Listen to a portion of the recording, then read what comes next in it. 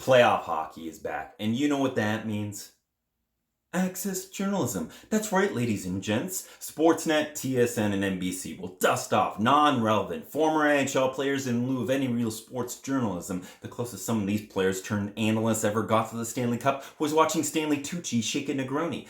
But, Ryan, what is access journalism? Well, let me tell you.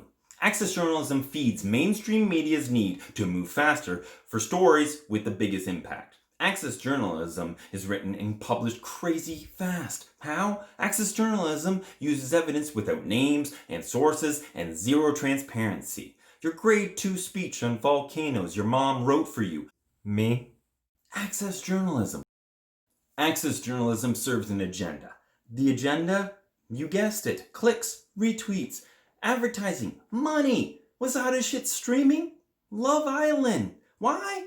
Sexy drama. The best stories have conflict, and access journalism serves it fresh. Access journalism is sensational clickbait garbage, saving you time and giving you the hit you crave. To put it lightly, TSN, Sportsnet, NBC are the Pornhub of journalism written by third graders. Relentless, stupid, and empty. And I'm all for color commentary. Not that color commentary. But in all seriousness, Black Lives Matter.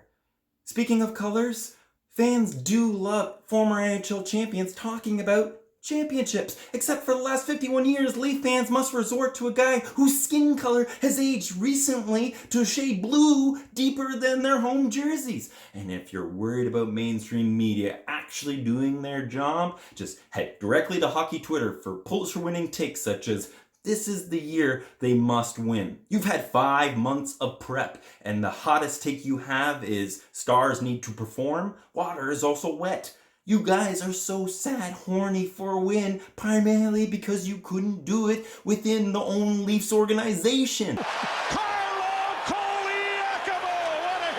The constant nihilistic spinning of false narratives poisoning a fan base for decades has shown that you have more baggage than Ghislaine Maxwell. Take this moment to be progressive rather than to cater to sponsors. Stop treating your fans like idiots. We know the line rushes before we click on the videos, and potentially shocker.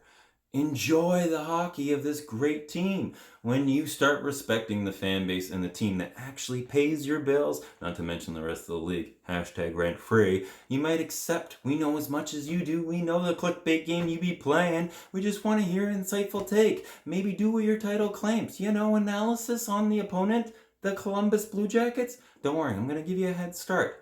The Columbus Blue Jackets, with the defense so touted by TSN, President Donald Trump has announced the Columbus Blue Jackets are replacing the WHO as a new pandemic task force. In 2 games versus the Leafs this season, Korpisalo led in 7 goals.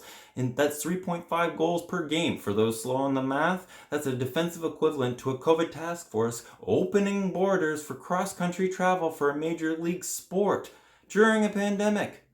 That sounds familiar. Of this season being, if not canceled, put on hiatus.